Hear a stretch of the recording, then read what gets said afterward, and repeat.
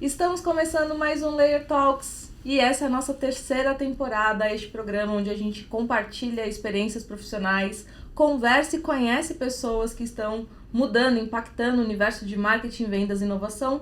Um programa realizado pela Layer Up, que é um ecossistema digital multipremiado em marketing, vendas, inovação, case de sucesso, etc e tal. Eu tô aqui com o Gabriel, que é o nosso diretor de marketing, Gabriel Bearzi. E Gabs, apresenta o nosso convidado hoje. Com certeza. Nosso convidado de hoje é formado em administração de empresas pelo Mackenzie, já passou por empresas como Coca-Cola, Heineken e atualmente ele é gerente sênior de pessoas na Vivo. Então ao todo aí são mais de 20 anos de atuação na área de RH. E em 2022 ele foi reconhecido como um dos 15 HR Influencers na categoria Changemakers. Você vê? Importante. Esse programa tá pesado. Pois é. Changemakers, aqueles que impulsionam a mudança dentro das organizações. Então, apresentando o nosso convidado e já agradecendo, estamos aqui com o William Katayama. Muito obrigado, William, pela presença. Olá, Gabriel, Samira, muito obrigado pelo convite. Um prazer estar aqui com vocês, bater um papo sobre um assunto que eu gosto bastante. Vamos nessa. O nosso papo hoje é sobre o mercado de trabalho e como que ele está sendo transformado, né? Principalmente falando das implicações de employer branding, que é uma área que a gente sabe que você domina bastante.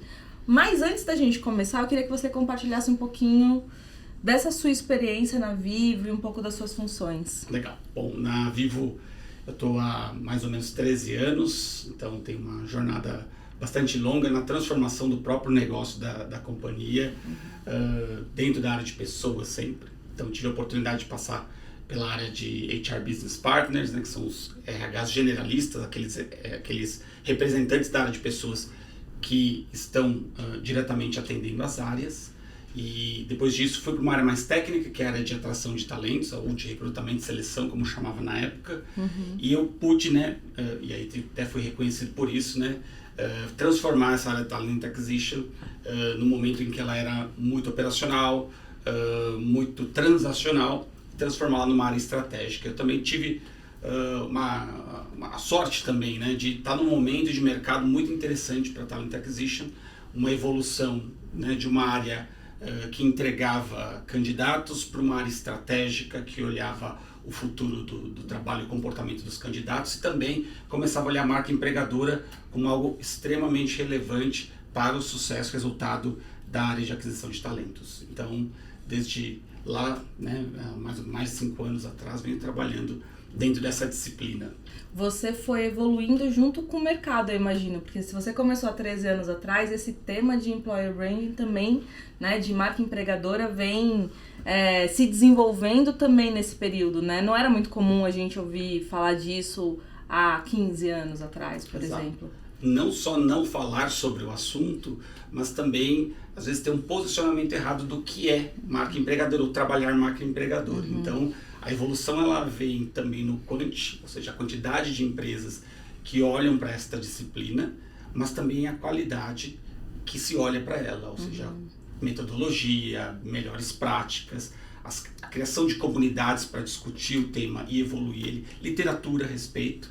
Então, existe uma evolução do mercado em relação à disciplina. Com certeza. E acho que vale reforçar que a Vivo é uma empresa de 33 mil pessoas, hoje, né, mais de 33 mil pessoas, e vocês estão sendo também multipremiados aí nessa categoria de Employer Branding, né? Exato. A gente vem tentando não só acompanhar as tendências de mercado, mas a gente tenta também experimentar coisas novas para também estar na vanguarda e influenciar o mercado também. Então, marca empregadora para nós, ela é muito mais do que um acessório de atração de talentos, ou seja, algo que contribui para trazer candidatos, mas ela também cria reputação interna e externa mesmo para aqueles candidatos ou aqueles talentos que não vão vir para o nosso funil de seleção. Então, esse é um trabalho muito mais estratégico, por isso que eu disse que a evolução da disciplina ela precisa acontecer não só em quantidade, mas em qualidade também.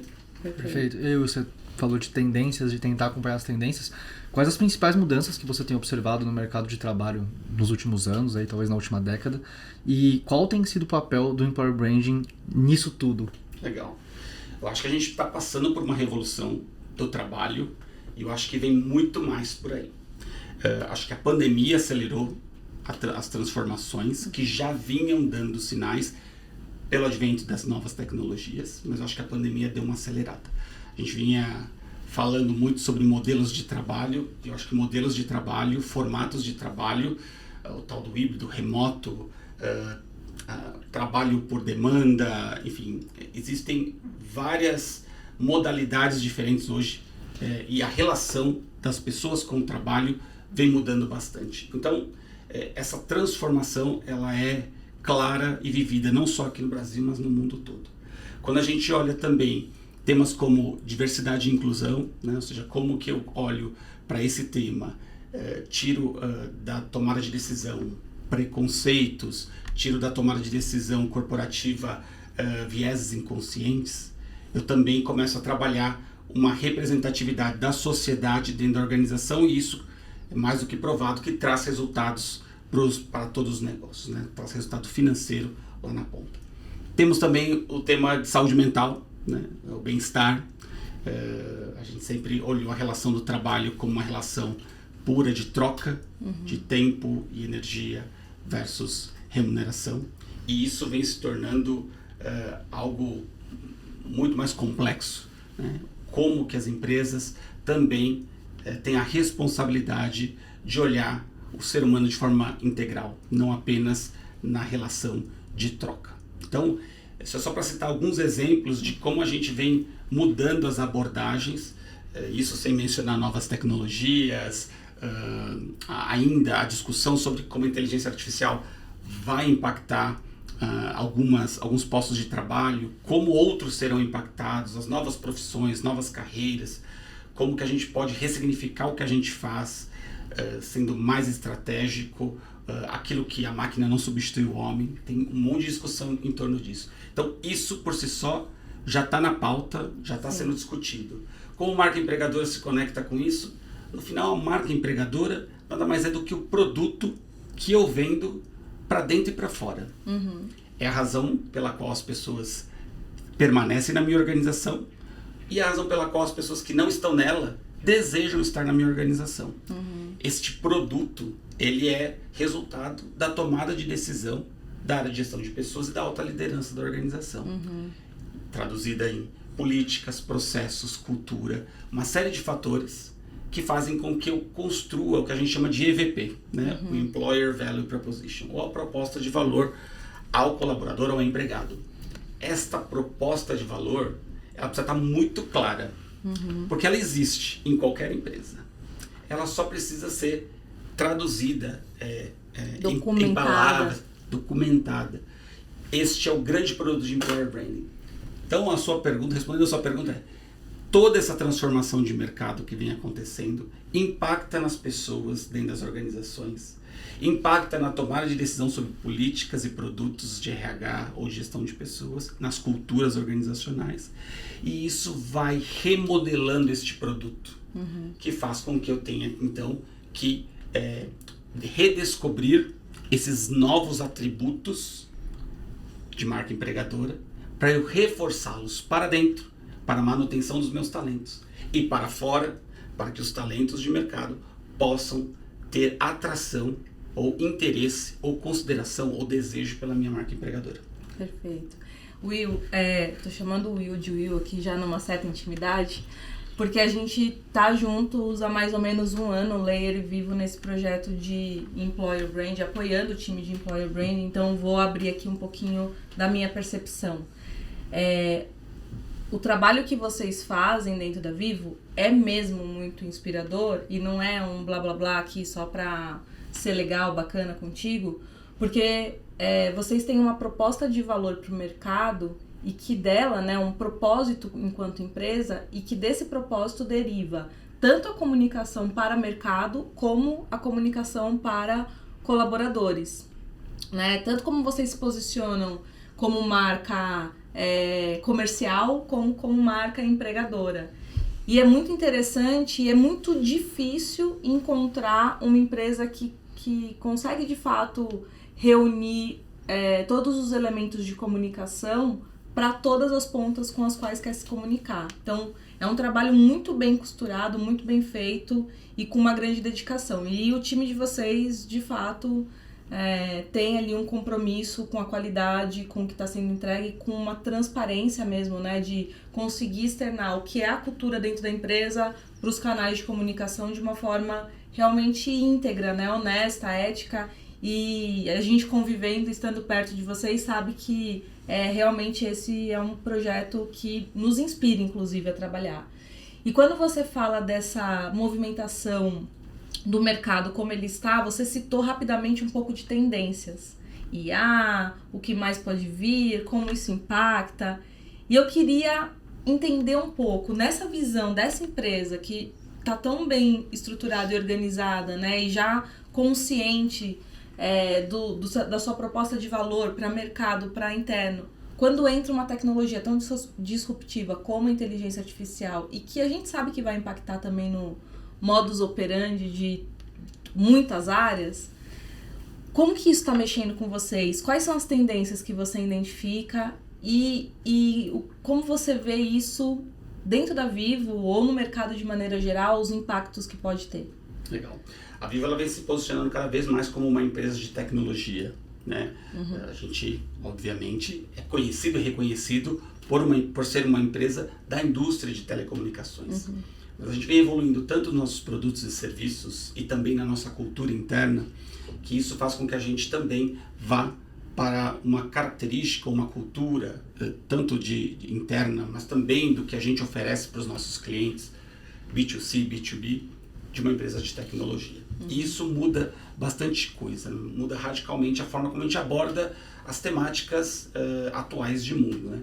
A evolução tecnológica é uma delas. Eu acho que a gente vem fazendo isso do ponto de vista dos colaboradores. Então, acho que a gente vem ajudando no letramento, tanto das lideranças quanto dos colaboradores, em relação à inteligência artificial, uso de dados, enfim, tudo que possa impactar a organização.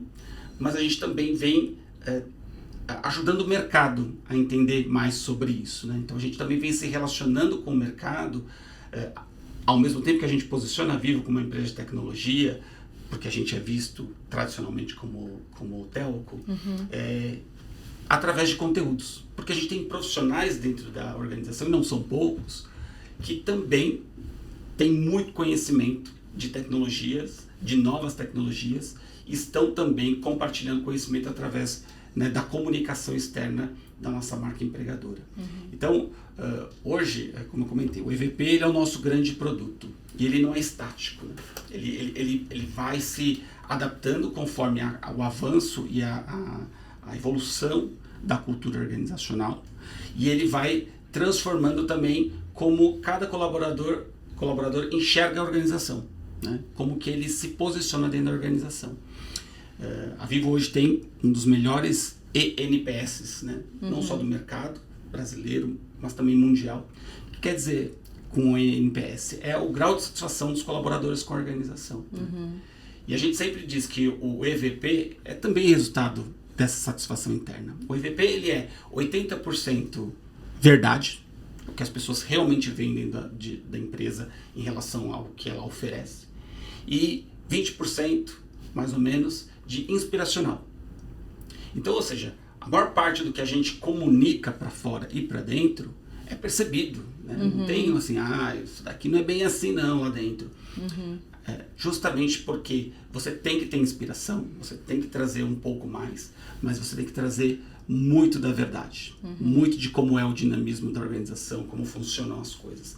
Então, a comunicação é essencial para a gente posicionar internamente o momento da organização, o momento correto dela em relação a uma indústria que, né, nós estamos num grupo Telefônica completou 100 anos, né? Então é um grupo que acompanhou todas as revoluções da tecnologia, né, nos últimos 100 anos. Então tudo isso faz a gente uma empresa que precisa disso, precisa se renovar o tempo todo. Perfeito. E nesse renovar o tempo todo, nessa constante mudança do mercado de trabalho, enfim, como que as empresas podem adaptar as estratégias de employer branding para conseguir atrair talentos cada vez mais qualificados e que consigam se manter na empresa? Marca empregadora, para quem está há mais tempo e muito envolvido, Primeiro que é um assunto sério, como eu comentei, ele não pode ser um assunto acessório. É legal fazer marca empregadora, né? É só fazer um post lá no LinkedIn, tô fazendo marca empregadora. Não é bem assim, tem toda uma estratégia. E não precisa começar do zero ou sem referência. Todas as estratégias de marketing voltadas para o comercial ou até para o terceiro setor, todas as ferramentas, estratégias, metodologias, elas podem ser traduzidas ou transferidas para a lógica do Employer Branding. A diferença é o produto que você está vendendo, a diferença é o público-alvo que você quer atingir. Você vai fazendo adaptações. Então, para quem está começando, a primeira coisa é ter clareza do seu produto. Então, o EVP, ele é a essência para você trabalhar marca empregadora. Porque senão você vai estar vendendo uma coisa que você nem sabe o que é, mesmo você trabalhando bastante tempo na empresa. Então, pegar a metodologia, pegar um parceiro que constrói um EVP, o que descobre o seu EVP, a gente costuma dizer que descobre seu EVP, ele existe, ele está lá, ele está no dia a dia das pessoas, ele está nos comentários, ele está numa pesquisa de clima, ele está traduzido em alguns lugares, mas ele precisa vir para uma consolidação. Qual é a proposta de valor para esses colaboradores? Por que essas pessoas continuam trabalhando aqui? Porque elas continuam aqui e felizes? Porque as que não querem sair continuam aqui e não querem sair? Essa é a proposta de valor. Descobrindo a proposta de valor, você então tem um produto na mão que você pode então desdobrar ele com estratégias dentro do funil de atratividade. Que ele desemboca lá no funil de seleção, mas ele tem muita coisa para ser feito dentro desse funil de atratividade, no relacionamento com esses potenciais talentos.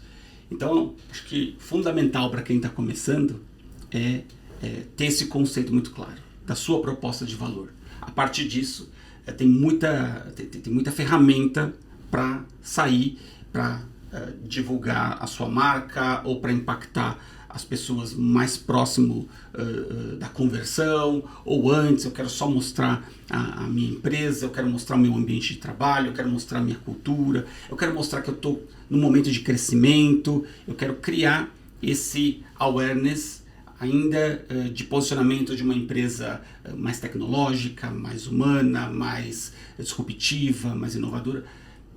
Então, todos esses atributos, eles servem como referência para começar um trabalho.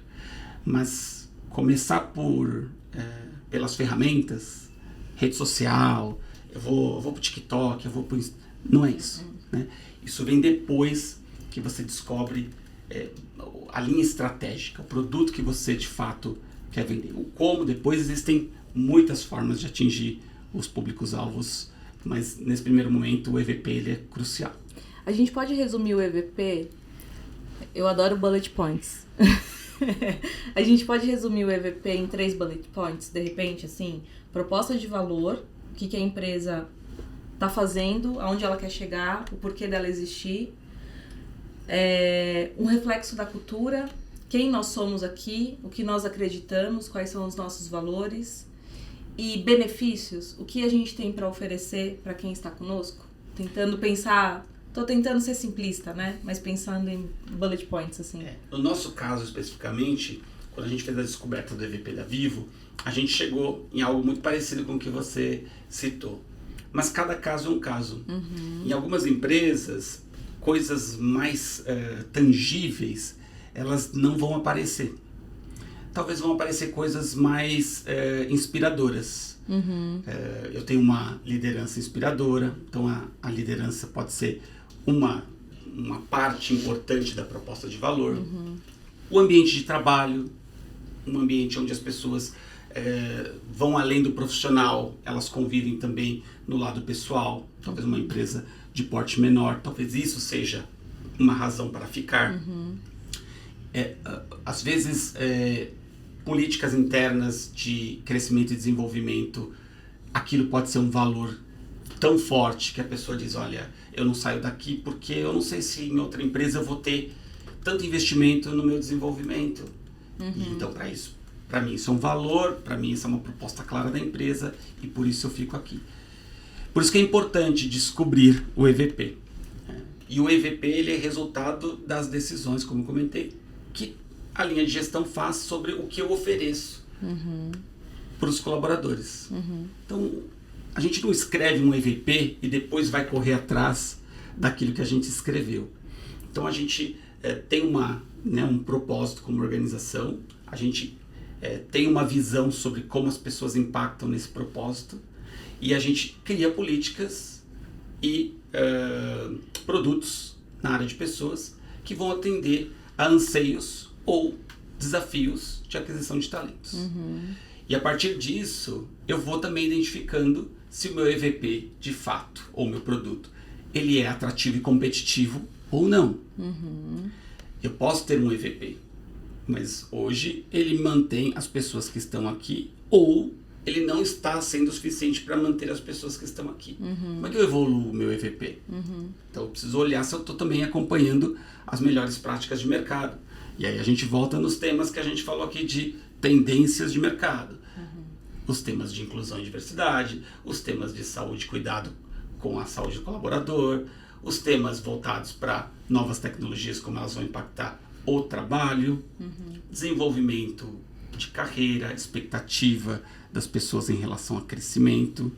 Então tem uma série de coisas que as empresas podem pensar para evoluir em seu EVP. O que elas não podem é colocar uma coisa no papel e depois tentar construir em cima disso. Tem aqueles 20% inspiracional, mas 80% tem que estar baseado na realidade. Exato. E aí tem um ponto que, com tudo isso, tem uma área específica que a gente enxerga que pode ter um EVP maravilhoso, mas que está faltando profissional para essa área, que é a área de tecnologia. Tem uma falta maciça, né? E você falou no comecinho ali que a Vivo é reconhecida como uma empresa de telecom pelo impacto, pela grandeza que tem nesse setor, mas também é uma empresa de tecnologia pelo que está desenvolvendo nesse momento e evoluindo para essa área. Como que você enxerga a eficiência do Employer Branding e de toda essa construção de EVP e proposta de valor, olhando justamente para essa área que é tão sensível, que é a área de tecnologia? Acho que, chovendo molhado, né? Falar sobre apagão tech, a dificuldade que as empresas têm em atrair, contratar e reter profissionais de tecnologia. Isso é uma realidade, a gente precisa entendê-la. Acho que o posicionamento de marca empregadora, ele traz o produto que esses profissionais tech querem consumir. Hoje, muitos deles têm a oportunidade de escolher as empresas, ou alguns deles têm a oportunidade de escolher as oportunidades, porque acabam sendo bastante assediados. Então, a marca empregadora traduz uma proposta que talvez ele não tenha visibilidade. Então, um profissional de tecnologia eventualmente possa enxergar a Vivo como uma telco e não enxerga o que está por detrás dessa empresa, que podem ser atributos que, no caso, né, dos profissionais de tecnologia, são ou que tipo de tecnologia que é utilizada ali, qual a ordem de grandeza dos projetos, qual o impacto que eu tenho nos clientes dessa empresa, o tamanho dessa base de clientes, a quantidade de profissionais com quem eu vou interagir. As possibilidades de projeto. É isso. Porque também a Vivo tem... A abertura, o com investimento. todo respeito aqui, a Vivo tem um potencial, um capital para desenvolvimento de novas tecnologias e de produtos que às vezes uma startup está longe de ter, né? Visibilidade internacional também, com outras empresas do grupo, com o próprio Global.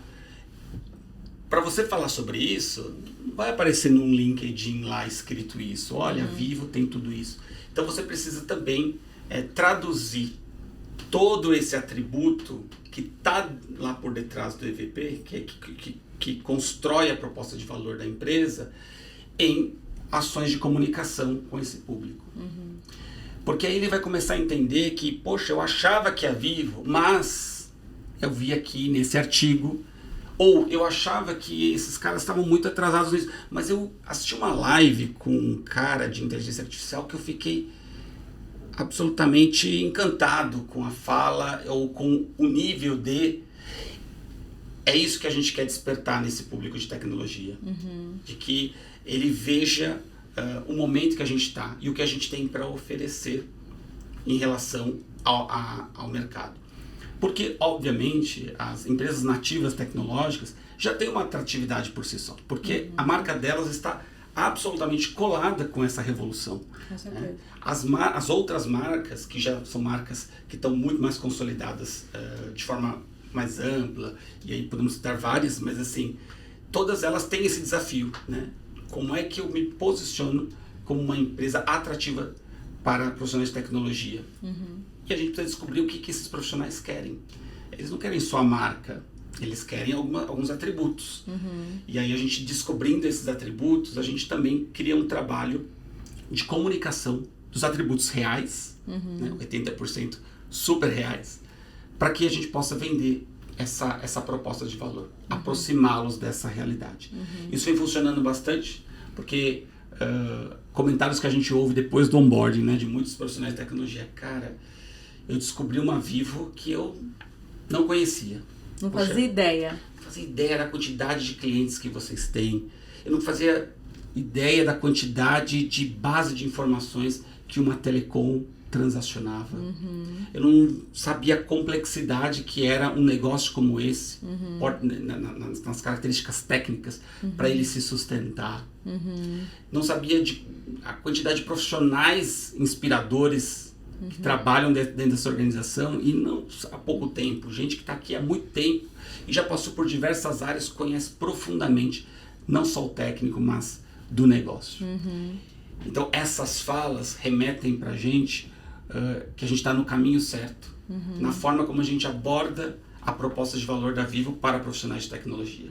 A gente quer que eles descubram uma Vivo que eles não conhecem e que eles acham que conhecem. Eles têm uma visão, elas têm uma construção de imagem que tem a ver com a força da marca, né? A força publicitária da marca também. Com certeza. Perfeito. A gente também ficou impressionado quando conheceu mais de perto tudo que a Vivo faz e todos os produtos, não só de telefonia, mas é um mundo muito grande. É só trabalhando mesmo dentro da Vivo para compreender todas as pontas que vocês tocam. É bem interessante. Eu imagino esse impacto nos profissionais de tecnologia. É isso, porque eles têm a oportunidade de estar numa área muito tech, muito tech para telecom, uma área muito tech para desenvolvimento de análise de dados. Eles podem estar numa área mais voltada, mais próxima do negócio tradicional, dos novos negócios, mais próxima do varejo, mais próximo do e-commerce. Então, a Vivo tem muitas possibilidades para o profissional de tecnologia, para ele navegar ali em qualquer variável que ele queira de desenvolvimento ou de evolução de carreira. Então, eu acho que é um parque de diversões para quem é do mundo tech. Perfeito. E aí, Will, você falou da dificuldade de retenção. Quais são as melhores práticas, na sua visão, para reter esses talentos? E, vamos supor que eu sou uma empresa que meu EVP não está sendo suficiente para reter essas pessoas. A gente consegue descobrir e redescobrir o EVP de quanto em quanto tempo? É possível você ir redescobrindo esse EVP e vendo o que está acontecendo, como você está desenvolvendo através dessas práticas? A gente acredita que o EVP ele precisa ser redescoberto de tempos em tempos, mas é sempre bom analisar um pouco da história da empresa, né? Então, se acontece um movimento muito importante, cultural, de redefinição de cultura desejada, ou algum movimento muito importante, aquisição de uma outra empresa, né? Uma fusão, por exemplo, ou aconteceu uma troca grande de pessoas, ou da linha de alta direção, grandes impactos de tomadas de decisão, é importante rever, mas sempre dentro de um espaço de tempo considerável, 2, 3 anos. Com base nessa análise, nesse produto, a área de gestão de pessoas ela tem uma responsabilidade de provocar a evolução do seu produto, né? Ou seja, o que eu ofereço para os meus colaboradores. Eu acredito muito na escuta. A gente tem que escutar as pessoas. Não escutar para atender tudo. Né? A gente tem que escutar para entender qual é o grande anseio. O que vai fazer as pessoas mais felizes, mais engajadas. Às vezes são coisas tão simples que é muito fácil mover. E para isso a gente também tem que acompanhar o que está acontecendo no mundo. Eu acho que o mercado de gestão de pessoas, o mercado de RH, ele tem essa característica. É um mercado de muita troca. E é claro que outros mercados trocam menos porque tem a questão da competição, do segredo de negócio, mas a área de pessoas ela troca muita informação de melhores práticas. Justamente porque a gente acredita que uma evolução das melhores práticas de recursos humanos ou de gestão de pessoas, ela faz com que um mercado de trabalho evolua, que os profissionais evoluam com mais velocidade e que de fato a gente tenha uma disponibilidade de talentos no mercado ainda mais qualificada, ainda mais evoluída na relação que ela tem com as organizações. Então, o EVP, ele pode e deve ser revisitado, e quando a gente diz revisitado não é alterado, ele deve ser, assim, vamos fazer um double check aqui, ainda é isso? Ainda é, por exemplo, o desafio de desenvolvimento que a gente tem aqui de forte, ou ainda são os benefícios da empresa que fazem com que as pessoas falem, poxa, como essa empresa cuida de mim, cuida da minha família, cuida das minhas coisas, das coisas que eu valorizo, ou não? Olha, é ainda, mas diminuiu um pouquinho, ó, tem outras coisas aqui que eu estou olhando.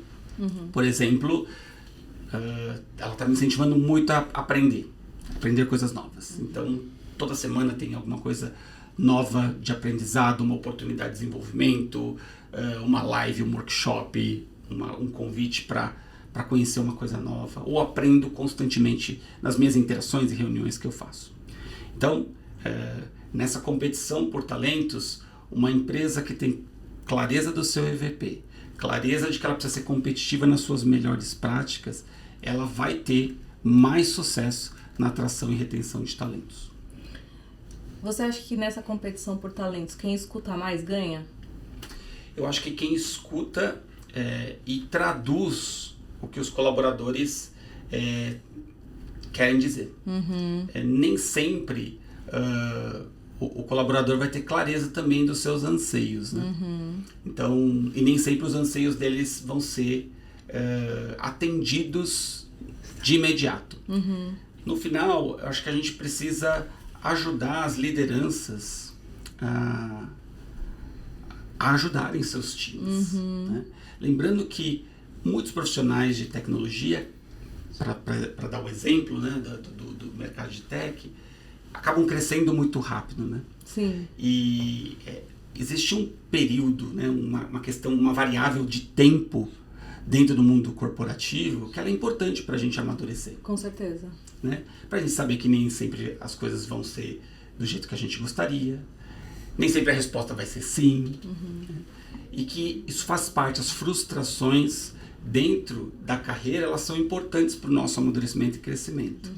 Então a gente também tem que ajudar as lideranças a como guiar essas novas carreiras, as novas gerações, porque a gente entra num outro assunto também bastante interessante de mercado de trabalho, que influencia também employer brand, que são as novas gerações, que também tem uma forma diferente de olhar para o mundo, uma relação com o trabalho bastante distinta, para a gente também ajudar as lideranças a como ajudar, a apoiar esses novos talentos a se guiarem e tomarem boas decisões. Então, a escuta ela é importante, mas mais do que a escuta, é como a gente traduz e entende qual é a grande mensagem que está vindo e como as organizações podem atender parcialmente os anseios dessas pessoas. É escutar e tangibilizar isso dentro da empresa da maneira que é possível, mais adequada, né? E talvez de forma intencional. Eu entendo que isso faria com que o meu colaborador quisesse ficar mais. E se eu estou preocupado com isso, né, com a retenção de talentos, então o que eu consigo de fato melhorar dentro da minha empresa? E o mais interessante é que às vezes a gente acha que a gente não está fazendo alguma coisa. E aí a gente descobre que a gente não está comunicando alguma coisa. Era essa a minha próxima pergunta. Exatamente essa. Como que a gente melhora a nossa comunicação? Acho que de forma geral as empresas se acostumam com aquilo que tem. E acham aquilo normal, trivial. Antes era só um papel na parede, né? É trivial. Por exemplo, eu tenho uma política de trabalho remoto ou híbrido. A pessoa está tanto tempo fazendo aquilo, para ela é trivial. Mas tem 10 outras empresas que têm uma outra política. E talvez para metade daquelas pessoas que estão na outra empresa, a minha seja o sonho de consumo dela. Talvez eu tenha uma política de bem-estar, programas de bem-estar, que para mim já me acostumei, eu gosto, faço, aproveito, mas para mim aquilo virou que é comum. Eu acho que todo lugar tem aquilo. E aí, de novo, outras empresas talvez tenham algo diferente. Então, no final, a gente precisa também, e a gente volta para o EVP, para entender de fato o que as pessoas valorizam, e até extrapola o EVP, né? Coisas que a gente tem aqui dentro, que são diferenciadas, ou que não são tão usuais assim, e a gente precisa reforçar essa comunicação para dentro e para fora. Porque, às vezes, a gente, como eu comentei, você se acostuma com aquilo, e às vezes quando entra um novo colaborador, e ele nem ficou sabendo, talvez no processo de seleção, que tinha um benefício X, e ele fala, cara, eu não sabia que vocês tinham isso, achei fantástico. E ele coloca tanto valor em cima daquilo, que aquilo poderia ter sido um atributo que poderia ter ajudado outra pessoa a ter se interessado pela mesma posição, por outras posições dentro da empresa, e a gente talvez não tenha dado luz para isso. Sim. Então esse cuidado de entender o que as pessoas valorizam dentro da sua marca empregadora, que está ali nas entrelinhas do EVP, e que são ações mais táticas, uma política, um programa, uma iniciativa,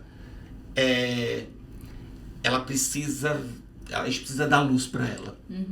Porque pode ser isso que vai ser um fator que diferencia para alguém falar, poxa, que empresa que cuida disso, cuida do desenvolvimento, ou cuida da saúde, ou cuida da família, ela olha um pouco mais. Will, por exemplo, a Layer é uma empresa de 150 pessoas e a Vivo uma empresa de 33 mil. Tem diferenças no seu ponto de vista, nesses passos iniciais a respeito da comunicação, olhando para uma empresa de 150 pessoas e para uma de 33 mil? Eu gosto de brincar lá na Layer que eu prefiro ser um rádio quebrado. Então, tudo que eu tiver que falar e comunicar, explicar, eu vou falar e vou comunicar. Se precisar fazer toda semana, tá tudo bem. Mas as pessoas estão relativamente perto, né? São 150, tá fácil de chegar a mensagem. Como que você encara isso? E olhando para outras operações, o que você pensa que são os passos principais a depender do tamanho de cada uma delas? Eu acho que são desafios distintos. O grau de complexidade de ferramentas também que você vai utilizar para comunicar para dentro e para fora também são distintos, porque eventualmente numa empresa menor você tem uma segmentação maior das carreiras que estão ali dentro, então você tem que ser mais cirúrgico e objetivo, tanto para dentro, para a forma de comunicar, que vai ser mais direta, mais pessoal. Numa empresa grande você tem que ser mais digital, né? Você tem que usar, você tem que ter ferramentas que escalam a tua mensagem, e você tem que ser multicanal, porque você tem pessoas em modelos de trabalho muito distintos. Então, sim, existe essa diferença. Acho que o ponto central é que todas elas, grandes ou pequenas, elas precisam entender a sua proposta. Né? Qual é a sua proposta?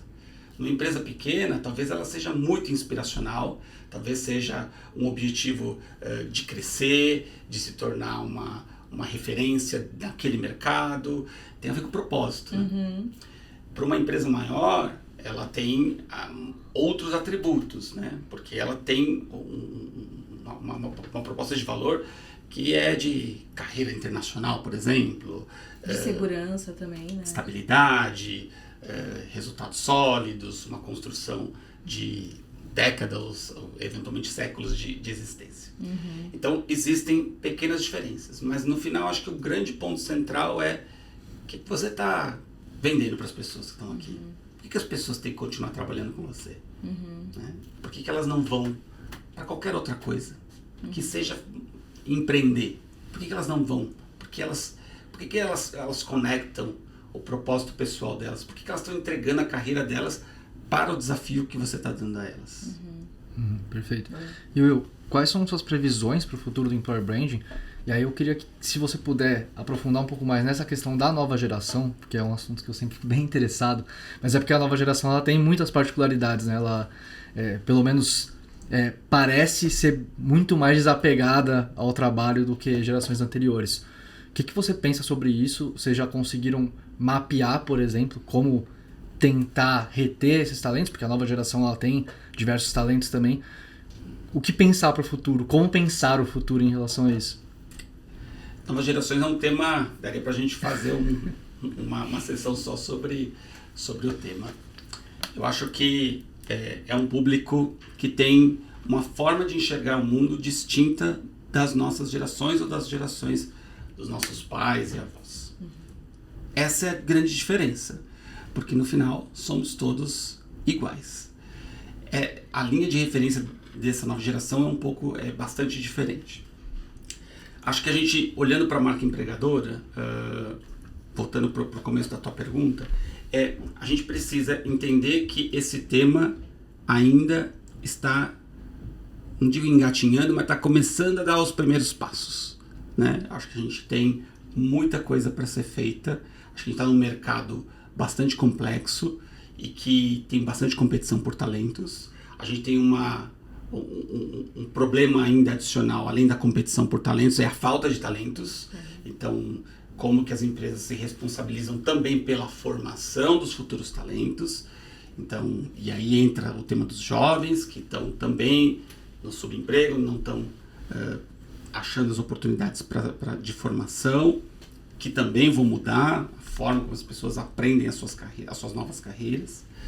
E a partir daí, um posicionamento específico também para jovens talentos. Então, o Employer Branding, ele precisa ter uma segmentação também de personas para você ter também uma comunicação segmentada.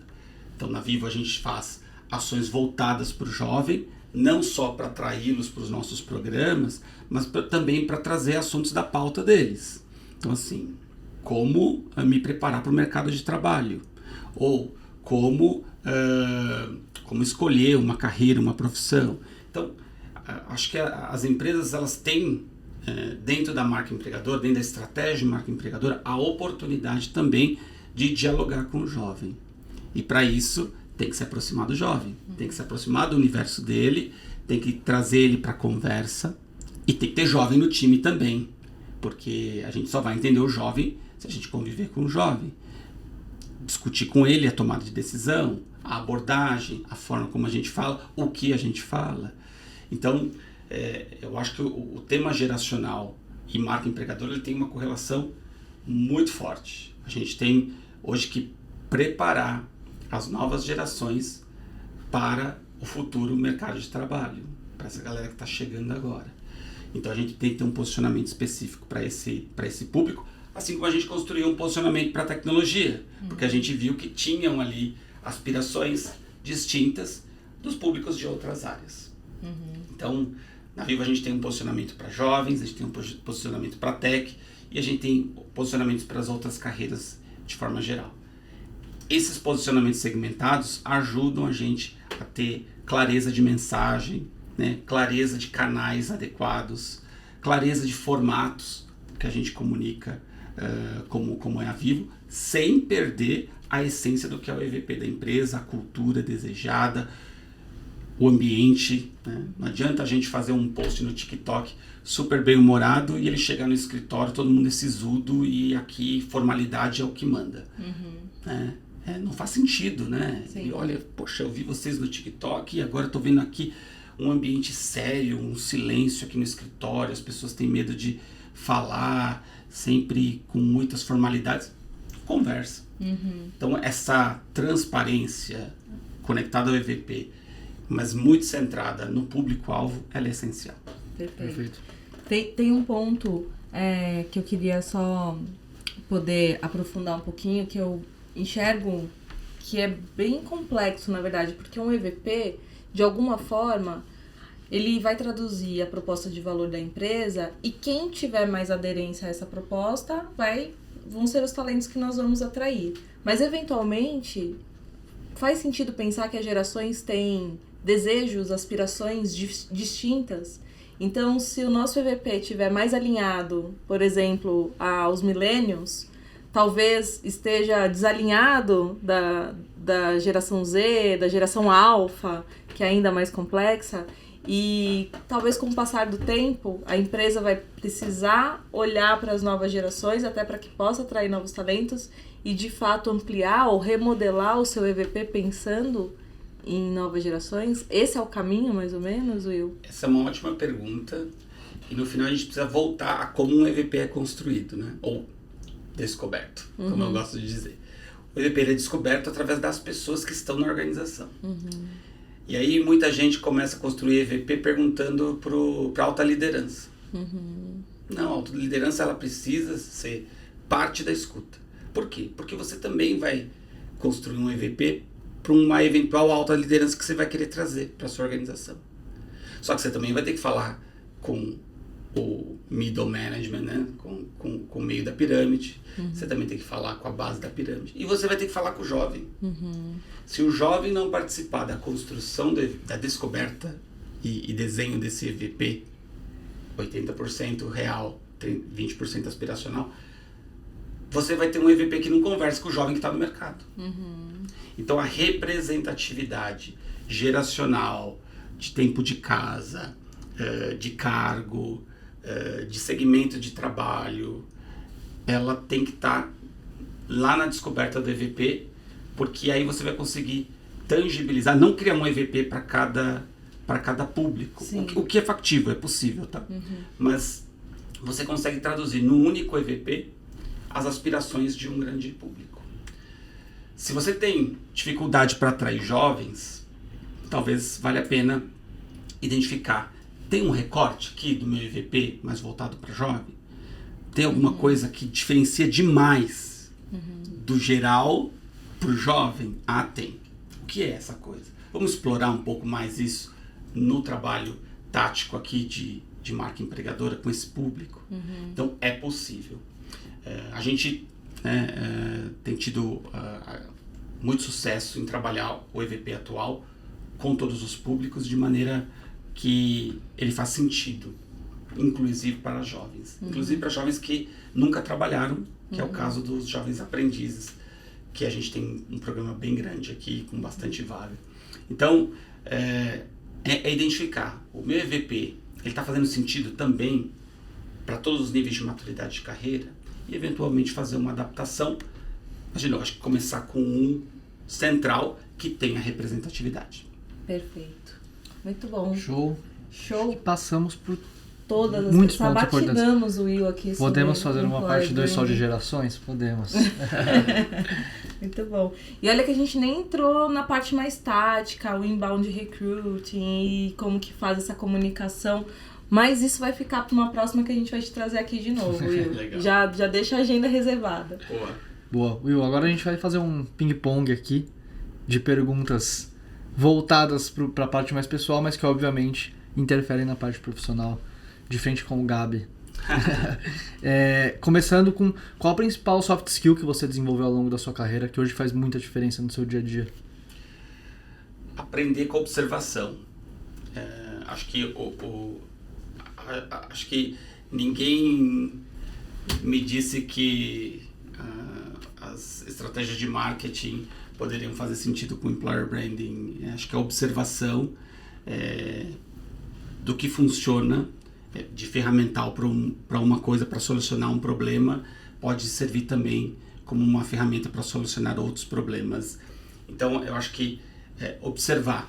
Acho que a gente aprende muito observando outros projetos, outras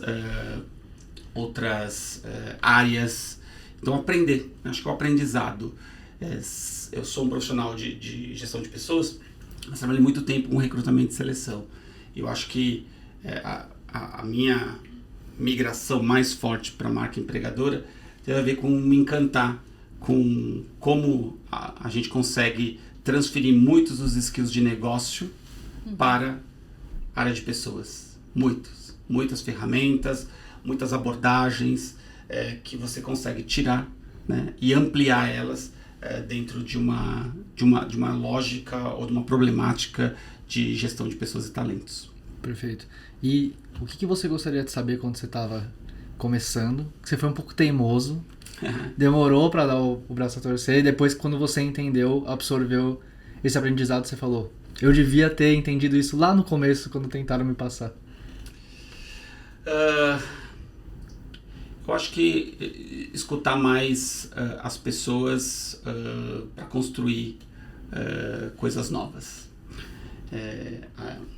A transformação que a gente fez no Talent Acquisition da Vivo, ela passou por esse processo. Então, quando eu assumi a área de atração de talentos lá atrás, eu vinha com muitas coisas mais consolidadas, concretizadas na minha mente, de coisas que eu acreditava, né? E eu tive um grande presente na época, que foi uma área que estava começando a utilizar a abordagem do Design Thinking, de colocar isso à disposição da nossa área.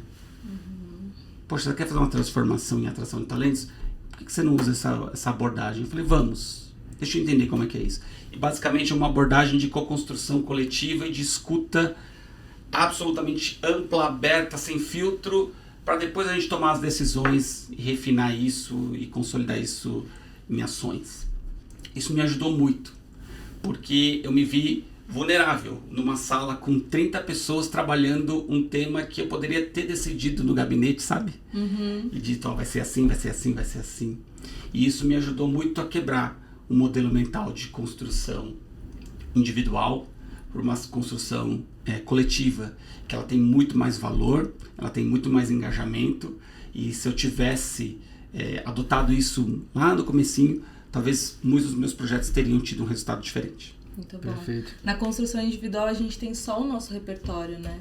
Quando a gente tem 30 pessoas numa sala, você imagina o quanto que é exponencial a quantidade de referências e repertórios pra gente combinar todas essas ideias e criar coisas novas.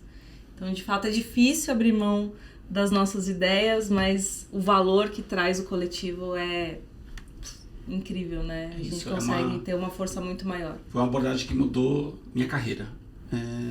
A partir daquele momento, eu não só comecei a enxergar o formato como um formato de sucesso, mas também entender que, no final, se você está em dúvida sobre esse seu produto ou seu serviço, tá bom, tá ruim, tá funcionando, não tá funcionando, pergunta para as pessoas. Né? Pode ser através de uma pesquisa, de um instrumento, mas se der para perguntar olho no olho, melhor ainda. Pergunta para as pessoas.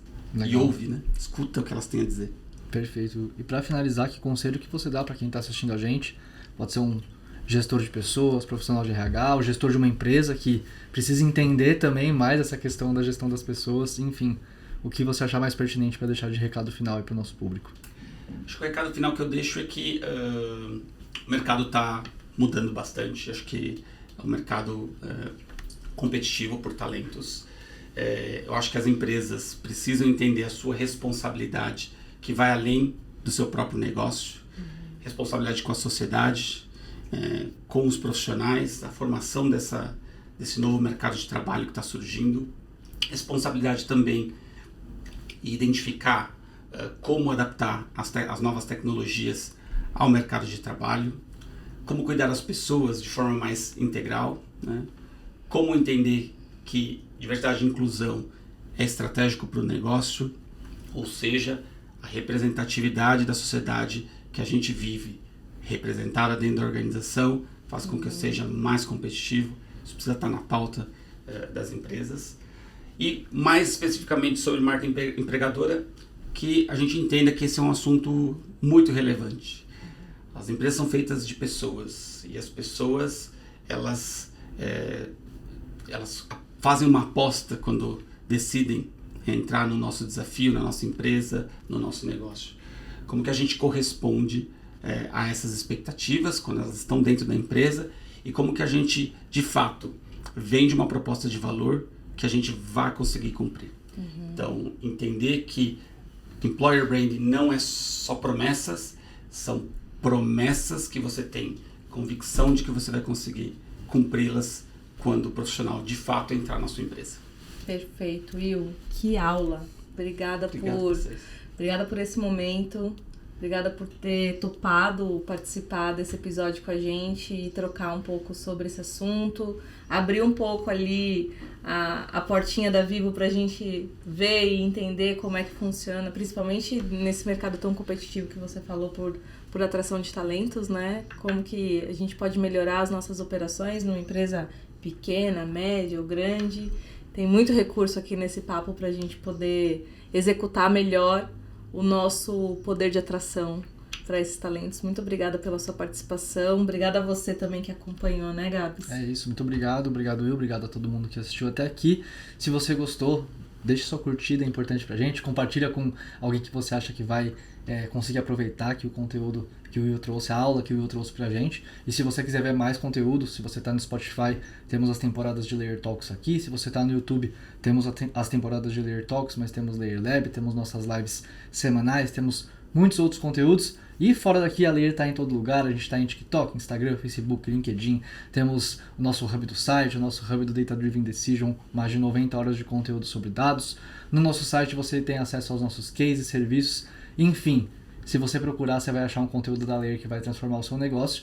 E a gente se vê no próximo episódio de Layer Talks. Até lá. Tchau, tchau. Tchau, tchau.